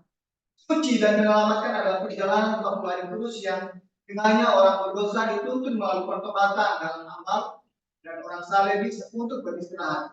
Selama hari-harinya Allah ditinggikan untuk memenuhi kesalehan yang terkait. Iya, Kok Agustinus mengajarkan ya di zaman dia 40 hari ini adalah waktu untuk beristirahat, benar-benar dipakai untuk menuntun orang kepada pertobatan. Kalau di kehidupan biara itu dulu memang mereka disuruh untuk berpuasa, bertobat, ya, tanpa ada pekerjaan, ya pokoknya pencar, disuruh berpuasa, cari sel masing-masing. Nah, ini adalah waktu yang baik untuk apa ya, di sini kan semakin lama berpantang semakin berlimpah keselamatan Allah. Ya, ini adalah waktu untuk berdoa, memohon pengampunan, ya, atau dituntun melalui pertobatan. Terus, menurut ajaran Asterius dari Amasea, puasa 40 hari kudus adalah guru kesederhanaan, ibu dari kebajikan, pendidik anak-anak Allah, menuntun melalui kekacauan, ketenangan jiwa, tongkat kehidupan, dan layanan kekal dan tenang. Ketegasan dan kepentingannya menenangkan nafsu, meredam kemarahan dan amarah, mendinginkan dan menenangkan semua jenis kegembiraan, dan mengurangi nafsu makan. Para bapak kudus demikian ajaran Saint Yohanes Chrysostomos menetapkan 40 hari puasa agar selama masa-masa itu umat yang telah dengan hati-hati dibersihkan melalui doa, puasa dan pengakuan dosa dapat mendekati perjamuan kudus dengan hati nurani yang murni. Oke, jadi tema pertobatan itu sangat kental ya. Di dalam puasa 40 hari itu, misalnya kalian baca nanti, saya ada bagi 4 hari pertama, itu kita diajak membaca, ada kanon besar, kanon agung dari Andreas, ya, Saint Andreas dari Kreta atau Saint Andrew ya, dia uskup di Kreta. Nah, ini ada 4 hari. Ini saya sudah terjemahin ya. Misalnya tema besarnya itu tentang pertobatan, tetapi ini dibuat di dalam seperti lagu ya, atau nyanyian, sehingga memang kata-katanya seperti Mazmur gitu, nggak seperti tulisan Basil, tulisan Gregorius yang sulit-sulit, tapi kata-kata yang sangat indah dan menyentuh ya. Dan kalau kita baca ini, rasa kita kayak belajar PL dan belajar PB, karena dia banyak menyinggung kehidupan tokoh-tokoh di PL. Misalnya tentang Musa, tentang Abraham, tentang Daud, tentang Salomo, dan sebagainya. Ya. Nah, itu artinya seperti kata Agustinus, seperti kata Chrysostom, masa 40 harinya adalah masa-masa kita diajak untuk dibersihkan melalui doa, puasa, dan zaman itu ada pengakuan dosa ya sebelum mengambil perjamuan kudus. Ini nggak bisa buka ini, kenapa ya? Oke, bentar ya. So, lanjut lagi. Dorotheus. Bentar. Nah, nih. Menurut ajaran Dorotheus, Tuhan telah memberikan hari-hari kudus ini, 40 hari kudus, agar mereka yang akan mencoba dengan kesatian dan ketahanan hati yang bijaksana untuk menjaga diri mereka sendiri dan bertobat dari dosa-dosa mereka, akan dibersihkan dari dosa-dosa yang telah dilakukan sepanjang tahun. Kemudian jiwa mereka akan dibebaskan dari beban. Dengan cara yang demikian dibersihkan akan mencapai hari yang suci, kebangkitan dan tanpa penghukuman menerima misteri kudus. Setelah menjadi manusia baru melalui pertobatan dalam Iya, nah ini tentang pertobatan lagi ya. Terus ibadah-ibadah di Prapaskah Agung di satu sisi menyajikan kepada kita dorongan yang terus-menerus untuk berpuasa dan bertobat, dan di sisi lain menggambarkan juga kondisi jiwa yang bertobat dan mengisi dosa-dosa. Isi umum dari ibadah Prapaskah Agung ini juga sepenuhnya berdampak pada citra. Nah, jadi apa saja sih ibadah-ibadah yang dijalanin setiap hari selama masa Prapaskah ini? Misalnya kalian bisa buka ini ya di website, ketik aja nih ya, GOA Digital Handstand, GOA, ketik aja GOA Digital Handstand. Ini nanti akan muncul hari-hari. Misalnya hari ini tanggal berapa? 21 ya. Nah, ini ada daily service-nya. 21 Maret kita diajak untuk berdoa dan berpuasa dan juga ya tentu dalam ibadah ya. Ini konteksnya dalam ibadah. Tadi yang dibaca oleh hari itu mana tadi ya, Bulgakov itu ngomong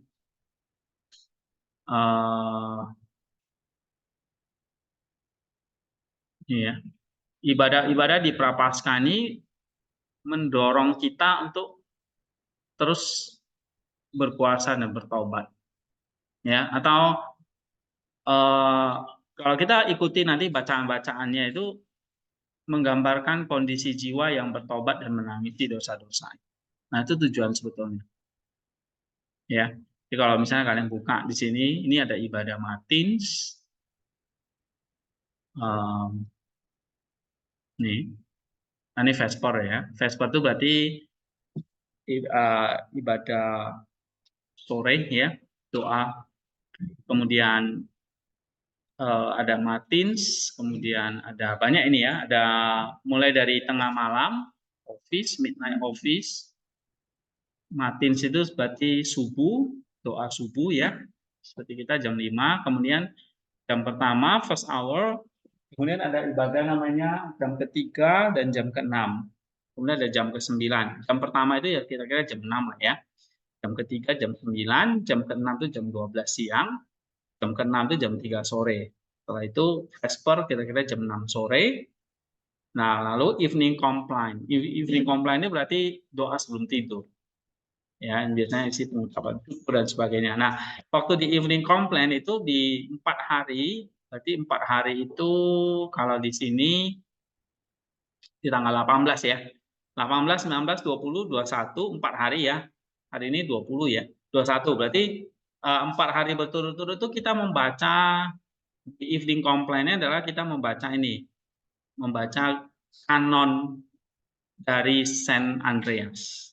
Ada yang bisa buka itu? Ini lagi error nih, nggak bisa buka dari tadi. Coba kita buka bagian yang pertama dulu ya.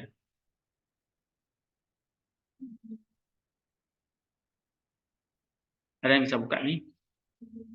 Oke. Nah, ini kita baca kanon pertobatan dari Saint Andreas dari Kreta. Ini ikonnya. Nah, itu dibaca di ini. Nanti kalian bisa buka di di GO ini komplain ya. Atau ini ibadah sebelum tidur. Ya, doa malam ya. Yang biasa kalau kita lakukan di sini, kita cuma nyanyi terus kita doa syafaat gitu-gitu ya. Nah, kalau tradisi gereja dulu nggak hanya itu. Apalagi masa Lent ini panjang nih. Kita diajak baca apa? Ini mungkin kalau Menel bisa tidur kali dia. Ya. Atau Krisman mungkin dia udah nyanyi lagu tadi ya. Oke. Nah, anggap aja kamu baca ini nyanyi itu gitu. Coba nyanyi lagi Krisman. Ya. Coba kalau kamu bisa lantunkan dengan kayak nada di TikTok tuh jadi menarik ya. Oke. Ini nggak bisa buka ini tuh. Nah, ini ada namanya Greek Complaint. Ya, Greek Complaint ini malam ini ya kalau kalian mau coba baca. Ini belum diterjemahkan ya, masih bahasa Indonesia, bahasa Inggris. Saya pikir nggak apa-apa.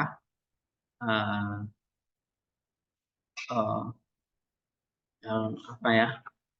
Nah, tapi kanonnya udah saya terjemahin. Untuk hari ini kan hari keempat ya, berarti kita baca yang keempat. Ini nggak mau buka-buka ini. Nah, udah. Nah, ini yang pertama ya. Coba kita misalnya nih, baca OD1, apa yang kira-kira kamu alami? Benar nggak yang dikatakan oleh, mana ini tadi? Oleh Bulgakov nih, atau Chrysostom, ya, bahwa gereja mengatakan bahwa ibadah-ibadah ini justru menggambarkan kondisi jiwa kita yang mau bertobat dan menangisi. Ya. Belum misalnya bacaan-bacaan Injilnya ya yang diambil. Misalnya hari ini kita baca bukan Injil ya, hari ini kita diajak baca kitab Kejadian tentang penciptaan lagi. Ya kan? Terus kita diajak baca Amsal ya tentang hikmat takut akan Allah. Kejadian 1 kita diajak lagi tentang penciptaan. Itu kembali artinya tadi Allah mengajak kita kembali ke penciptaan awal. Ya. Dan untuk itulah kita perlu bertobat dan menangisi dosa-dosa. Ya, nah ini kalau kamu baca di sini Great Complete ini mulai setelah doksologi ya. Coba mana ya? Nah ini udah OD 4. Kita mulai dari OD 1. Kalau kalian mau bahasa Inggrisnya saya punya ini filenya. Nah ini mulai dari sini ya. Cuma ini terjemahannya pakai GOE, saya pakai terjemahan yang agak lain. Terjemahannya ini ya, yang diterjemahkan oleh Biara Transfigurasi di Amerika. Ini yang, nah ini biasa pakai ini. Oke. Nah ini hari Kamis hari ini. Ini juga bisa, ini ada terjemahannya. Saya sudah terjemahkan ke Indonesia ya untuk hari Kamis. Tapi kita lihat dulu misalnya yang hari Senin ini yang saya buka. Coba kita baca 1 OD dulu ya. Hizki ya, coba baca yang suaranya yang lembut, yang tenang, supaya ikannya bisa tidur. Oke, 1, 2, 3. OD 1. OD 1. Dia adalah penolong dan pelindungku dan telah menjadi keselamatanku. Bila Allahku dan aku akan memuliakan dia. Allah nenek moyangku dan aku akan menyembuhkannya. Sebab megahlah dia, sebab megahlah. Iya. Terus? Kasihanilah aku ya Allah, kasihanilah aku. Nah, jadi kalau misalnya ada kata kasihanilah aku ya Allah, kasihanilah aku, biasanya gereja-gereja itu melakukan 1 kali sujud.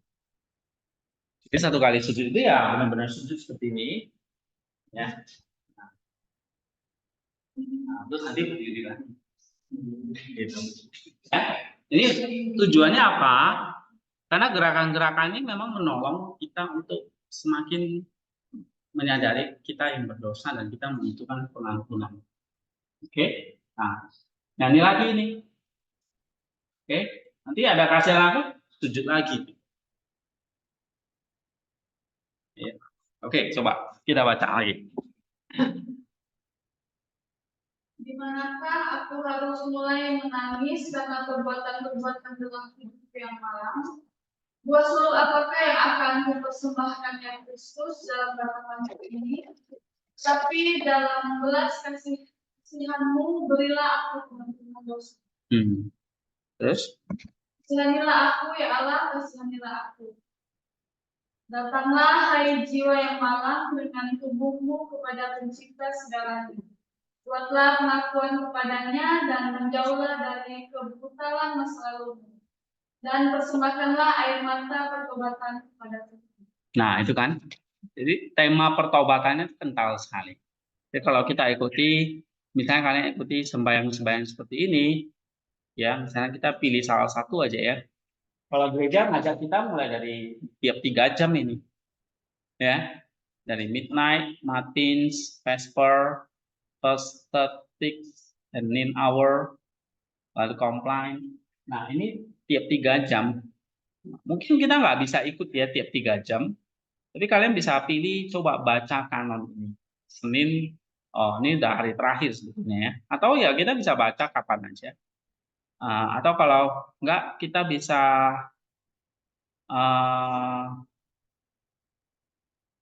ini kan ada di website sih ya, tinggal di download aja. Nah, kita bisa baca salah satu doanya yang kental dengan yang namanya pertobatan. Ya, misalnya nih, Menjauhlah dari kebrutalan masa lalumu. Persembahkanlah air mata pertobatan kepada Tuhan. Ya, nah itu yang diajak. Terus baca lagi. Kasihanilah aku, ya Allah, kasihanilah aku. Aku telah menyayangi Adam, manusia yang pertama dalam pelanggaran, dan aku telah mendapati diriku ditelanjangi dari Allah, dari kerajaan yang kekal dan sukacita karena dosa-dosaku. Iya, nah ini tentang Adam dan Hawa di sini. Ya, terus Kasihanilah aku, ya Allah, kasihanilah aku. Celakalah engkau, hai jiwa yang menyedihkan, betapa miripnya engkau dengan Hawa yang pertama. Karena engkau telah melihat kejahatan dan berduka parah, engkau telah menyentuh pohon itu dan dengan sedekah pisau mencicipi makanannya. iya. Nah, ini tentang Adam dan Hawa. Kita diajak untuk apa di sini? Jangan seperti Hawa. Ya. Atau seperti Adam, manusia pertama yang melanggar. Oke. Aku telah mendapati diriku ditelanjangi dari. Oke. Terus, ini kamu perhatikan nih, full of theology ya, banyak sekali teologisnya di sini. Terus, Kasihanilah aku, ya Allah, kasihanilah aku. Alih-alih Hawa yang melihat, saya memiliki hawa pikiran yang penuh gairah dalam daging saya, menunjukkan kepada saya apa yang tampaknya manis, namun setiap kali saya mencicipinya, saya merasa takut. tuh. Jadi memang pikiran yang penuh nafsu itu kelihatannya manis, tetapi rasanya pahit. Ya, terus? Kasihanilah aku, ya Allah, kasihanilah aku. Adam telah diusir dari Eden karena ia tidak mematuhi satu perintah ya juru selamat. Lalu apa yang harus saya derita karena saya selalu menolak firman-Mu tentang kehidupan? Iya. Terus kemuliaan Bagi Sang Bapa, Sang Putra dan Sang Roh Kudus. Tritunggal yang melampaui segala sesuatu yang disembah dalam kesatuan, angkatlah daripadaku dosa yang berat dan dalam belas kasihan-Mu berilah aku air mata penyesalan. ya, tentang pertobatan lagi kan? Terus Sekarang dan selalu serta sepanjang segala zaman. terus Ya Theotokos, harapan dan perlindungan bagi mereka yang menyanyikan pujian-Mu, angkatlah dari kukuk dosa yang berat ini, dan Bunda Maria yang suci, terimalah aku dalam perbuatan. iya. Jadi OD1 itu cerita tentang apa? Adam dan Hawa. Ya. Oke, OD kedua. Coba baca Ika. Hadirlah ya surga, dan akan berbicara dan menyanyi di Kristus yang telah menjadi manusia, dari seorang anak darah dan dapat untuk ditinggali di antara kita. Kasihanilah aku, ya Allah, kasihanilah aku. Dengarlah ya surga, dan aku akan berbicara. Berilah telinga, ya bumi, pada suara yang bertobat di hadapan Allah, dan menyanyikan pujiannya. Kasihanilah aku, ya Allah, kasihanilah aku. Terus Pandanglah aku, Allah Juru Selamatku, dengan matamu yang penuh belas kasihan, dan terimalah pengakuanku yang sungguh-sungguh. Lebih dari semua orang, saya telah berdosa, saya sendiri telah berdosa terhadap-Mu. Tetapi sebagai Tuhan, kasihanilah firman-Mu, ya Juru Selamat. Kasihanilah aku, ya Allah, kasihanilah aku. Dengan hasrat hawa nafsuku, aku telah membentuk dalam diriku kecacatan hawa nafsu, dan menodai keindahan pikiranmu. Kasihanilah aku, ya Allah, kasihanilah aku. Aku dikelilingi oleh badai dosa, ya Tuhan, yang penuh belas kasihan. Tetapi ulurkanlah tangan-Mu kepadaku, seperti yang pernah Engkau lakukan pada Paulus. Kasihanilah aku, ya Allah, kasihanilah aku. Aku telah menodai pikiran dagingku. Pakaian dagingku. Oke, nggak apa-apa. Terus dan menajiskan apa yang diciptakan menurut gambar dan rupamu. Kasihanilah aku, ya Allah, kasihanilah aku. Dengan hawa nafsu aku telah menggelapkan keindahan jiwaku dan mengubah seluruh pikiranku menjadi demo. Kasihanilah aku, ya Tuhan, kasihanilah aku. Aku telah mengoyakkan pakaian pertama yang ditenun oleh sang pencipta pada pihaknya, dan sekarang aku terbaring telanjang. Kasihanilah aku ya Allah, kasihanilah aku. Aku telah mengenakan pakaian robek-robek yang ditenun oleh ular untukku dengan nasihatnya, dan aku menjadi malu. Kasihanilah aku ya Allah, kasihanilah aku. Aku mempersembahkan kepadamu ya Tuhan yang penuh belas kasihan, air mata setelahku. Kasihanilah aku ya Juru Selamat dengan belas kasihanmu. Kasihanilah aku ya Allah, kasihanilah aku. Aku melihat keindahan pohon itu dan pikiranku tertipu, dan sekarang aku terbaring telanjang dan malu. Kasihanilah aku ya Tuhan, kasihanilah aku. Semua nafsu yang berkuasa telah membajak tubuhku, membuat alur-alur kejahatan yang panjang. Kemuliaan bagi Sang Bapa, Sang Putra, dan Sang Roh Kudus. Aku menyanyikan pujian bagimu, satu dalam tiga pribadi, Allah dari semua, Bapa, Anak, dan Roh Kudus. Sekarang dan selalu, serta sepanjang segala zaman. Amin. Tiada topos yang tak tercemar, perawan yang layak menerima segala pujian, bersyafaatlah dengan sungguh-sungguh untuk keselamatan. Oke, jadi OD2 masih cerita tentang apa ini? Pakaian tadi ya, tentang Hawa tadi. Oke. Aku melihat misalnya dikatakan keindahan pohon itu. Tetapi aku tertipu sebetulnya. Dan sekarang aku terbaling telanjang dan malu. Nah, ini kan tentang kisah Hawa, ya kan? Yang tertipu oleh ular. Kemudian di sini dikatakan, aku mengenakan pakaian robek-robek yang ditenun oleh ular untukku dengan nasihatnya. Dan aku menjadi malu. Ya. Ini pelajaran dari Adam dan Hawa. Sekarang OD3, kau baca nih, Krisman. OD3 di atas batu karang yang tak tergoyahkan oleh perintah pemerintahmu. Ya Kristus, teguhkanlah gerejamu. Kasihlah aku ya Allahku, kasihlah aku. Allah pernah menurut hujan api dari surga dan Hanguskan tanah Sodom. terus Kasihlah aku ya Allah, kasihlah aku. Kasihanilah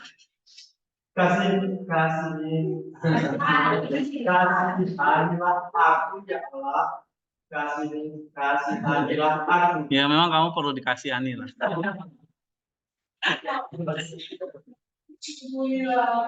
Ampunilah aku gitu. Terus Wahai jiwaku, larilah seperti Lot ke gunung dan berlindungilah di Zoar sebelum terlambat. Kasihanilah aku ya Allah, kasihanilah aku. Larilah hadirnya api, hai jiwaku, larilah dari penasaran, dari panas api Sodom, larilah dari kebinasaan oleh api Allah.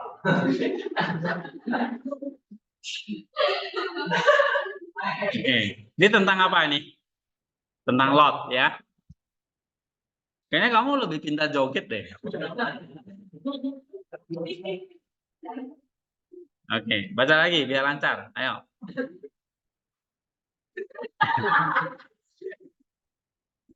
Kasihanilah aku ya Allah, kasihanilah aku. Engkaulah gembala yang baik, carilah aku anak domba yang sesat, dan janganlah lupakan aku. Ini belum ngomong. Aku sendiri telah berdosa tentang engkau, aku telah berdosa lebih dari semua orang. Janganlah tolak aku ya Kristus, Juru Selamatku. Kasihanilah aku ya Allah, kasihanilah aku. Udah, enggak benar aja. Engkaulah gembala yang baik, carilah aku baik sesat, dan janganlah lupakan aku. Terus Kasihlah aku ya Allah, kasihlah aku. Kesudahan semakin dekat, jiwaku kesudahnya semakin dekat. Namun engkau tidak peduli atau bersiap-siap, waktunya semakin singkat. Bangkitlah hati sudah di ambang pintu, hari-hari dalam hidup kita berlalu dengan cepat. Seperti mimpi, seperti bunga. Mengapa kita menyibukkan diri dengan sia-sia. Engkaulah Yesus yang kukasihi, engkaulah penciptaku, di dalam engkau aku dibenarkan yang hidup selamat. Terus, nih, Kasihilah aku ya Allah, kasihanilah aku. Aku mengaku kepadamu yang hidup selamat, aku telah berdosa kepadamu tanpa batas, tapi dalam kasih setiamu, bebaskanlah dan ampunilah aku. Kemuliaan bagi Sang Bapa, Sang Putra, dan Sang Roh Kudus. Ya Allah, Tritunggal dalam kesatuan, selamatkanlah kami dari kesalahan, pencobaan dan kesusahan, sekarang dan selalu serta sepanjang segala zaman. Amin. Salam rahim yang mengandung Tuhan, salam tahta Tuhan, salam bunda kehidupan kami. Jadi diakhiri selalu pada tentang Theotokos ya. Oke. Ini contoh misalnya ikon pertobatan. Oke, OD 4. Coba nih. Dulu.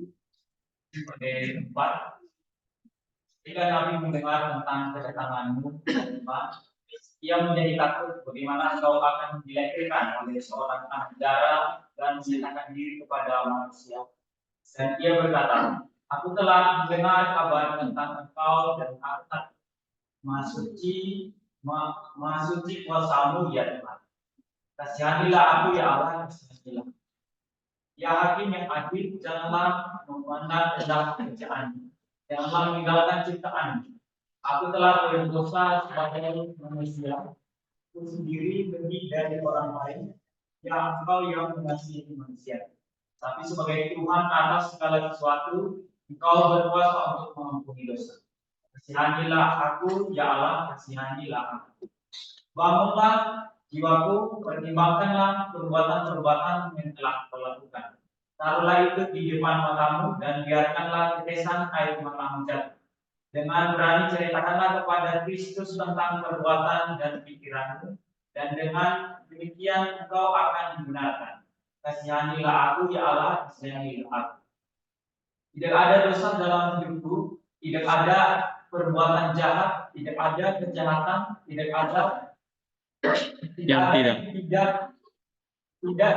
melakukan jadi selamat. Aku telah berdosa seperti yang belum pernah terjadi sebelumnya, dalam pikiran, perkataan, dan maksud, dalam watak, pikiran, dan tindakan. Kasihanilah aku, ya Allah, kasihanilah aku. Terus? Untuk ini saya dihukum dalam kesengsaraan saya. Untuk ini saya dihukum oleh putusan hati nurani saya sendiri, yang lebih tua dari semua yang ada di dunia. Ya Hakim dan penembusku, yang mengenal hatiku, ampunilah dan lepaskanlah dan selamatkanlah aku dalam kemalangan ini. Kasihanilah aku, ya Allah, kasihanilah aku. Tangga yang dilihat oleh Bapa leluhur Yakub di masa lalu adalah sebuah contoh, wahai jiwaku, tentang pendekatan melalui tindakan dan pendakian dalam pengetahuan. Jika engkau ingin hidup dengan benar dalam tindakan, pengetahuan, dan keberanian, jadilah engkau baru. Kasihanilah aku, ya Allah, kasihanilah aku. Dalam kesendirian, Yakub sang bapa leluhur menanggung panas terik di siang hari dan dingin di malam hari, mencari nafkah setiap hari dengan menggembalakan domba dan ternak, menggembalakan berbulat dan melayani demi mendapatkan kedua istri. Kasihanilah aku, ya Allah, kasihanilah aku. Oleh kedua istrinya, pahamilah tindakan dan pengetahuan dalam perenungan. Lea adalah tindakan, karena ia memiliki banyak anak, dan Rahel adalah pengetahuan karena ia menanggung kerja keras. Karena tanpa kerja keras, wahai jiwaku, baik tindakan maupun perenungan tidak akan berhasil. Nah, kamu lihat, misalnya dia menyinggung soal Yakub di sini. Yakub bekerja keras untuk dapat dua istri. Dua istri itu adalah secara alegoris itu dikembangkan sebagai satu action, perbuatan, satu pengetahuan. Rahel itu dianggap pengetahuan. Nah, dua-duanya saling membutuhkan, ya kan? Terus ini Kemuliaan bagi Sang Bapa, Sang Putra, dan Sang Roh Kudus. Tak terbagi dalam esensi, tak bercampur baur dalam pribadi. Aku mengakui Engkau sebagai Allah, Allah Tritunggal dan satu dalam kerajaan dan takhta, dan kepadamu aku menaikkan pujian agung 3 kali lipat yang dinyanyikan di tempat ini, sekarang dan selalu, serta sepanjang segala zaman. Amin. Engkau melahirkan dan tetap perawan, dan dalam keduanya engkau tetap tidak dapat diganggu gugat. Dia yang dilahirkan membuat hukum alam menjadi baru, dan rahim melahirkan tanpa susah payah. Apabila alam menghendaki, maka tatanan alam digalakkan, karena ia melakukan apa saja yang dikehendakinya. iya. Oke, coba bacanya. Fitri, OD 5. Pada 5, dari malam aku mencari engkau di pagi hari, ya kekasih umat manusia. Berilah aku terang, aku berdoa kepadamu, dan bimbinglah aku dalam perintah-perintahmu. Dan ajarlah aku, ya juru selamat, untuk melakukan kehendakmu. Kasihanilah aku, ya Allah, kasihanilah aku. Pada malam hari telah kulalui sepanjang hidupku, pada nama Allah telah dengan kegelapan dan kabut tebal. Tetapi jadikanlah aku, ya juru selamat seorang anak sia. Kasihanilah aku, ya Allah, kasihanilah aku. Dalam kesensaraanku, aku telah mengikuti teladan Ruben, dan telah menyusun rencana yang jahat dan melanggar hukum terhadap Allah yang Maha Tinggi. Menajiskan tempat tidurku seperti dia menajiskan tempat tidur ayahnya. Nah, ini tentang Ruben, ya. Terus? Kasihanilah aku, ya Allah, kasihanilah aku. Aku mengaku kepadamu, ya Kristus, Rajaku, aku telah berdosa. Aku telah berdosa seperti saudara-saudara Yusuf yang telah menjual buah kesucian dan kemurnian. Kasihanilah aku, ya Allah, kasihanilah aku. Sebagai gambaran Tuhan, wahai jiwaku, Yusuf yang benar dan lembut telah dijual ke dalam perbudakan oleh saudara-saudaranya. Tetapi engkau telah menjual dirimu sendiri sepenuhnya kepada dosa-dosamu. Kasihanilah aku, ya Allah, kasihanilah aku, wahai jiwa yang sengsara dan jahat. Tirulah pikiran Yusuf yang benar dan murni, dan janganlah hidup dalam kesia-siaan dengan berdosa menuruti keinginan-keinginanmu yang tidak teratur. Kasihanilah aku, ya Allah, kasihanilah aku. Suatu ketika Yusuf dilemparkan ke dalam sumur, ya Tuhan, dan buruk sebagai gambaran penguburan dan kebangkitanmu. Tetapi persembahan apakah yang akan diberikan kepadamu? Kemuliaan bagi Sang Bapa, Sang Putra, dan Roh Kudus. Kami memuliakan Engkau, ya Tuhan, yang Tritunggal, Allah yang Esa, Kudus, Kudus, Kudus. Engkaulah Bapa, Putra, dan Roh, esensi dan kesatuan yang sederhana yang disembah selama-lamanya, sekarang dan selalu, serta sepanjang segala zaman. Amin. Wahai perawan tak bernoda dan bunda yang tidak mengenal manusia, daripadamu Allah, pencipta segala zaman, mengambil rupa manusia, menyatukan kepada dirinya kodrat manusia. Oke, ya. Nah, nanti kalian bisa terusin baca sampai ini ada 9 OD, ya. Sampai OD ke-9. Dan ini akan cerita tentang kehidupan tokoh-tokoh di dalam PL. Misalnya tadi ya, menarik tentang Ruben, tentang Yusuf, tentang Yakub, ya. Nah, itu diceritakan apa yang terjadi sama mereka dan apa yang kita perlu teladani dari mereka. Dan dosa apa yang perlu dihindari dari kehidupan mereka. Nah, itu diungkap oleh Saint Andreas, ya. Sampai nanti tokoh-tokoh dalam perjanjian baru itu juga. Ya, tentang Elisa, tentang Musa, dan semuanya, ya. Oke, kita break dulu, nanti kita sambung lagi, ya. Kita break 10 menit.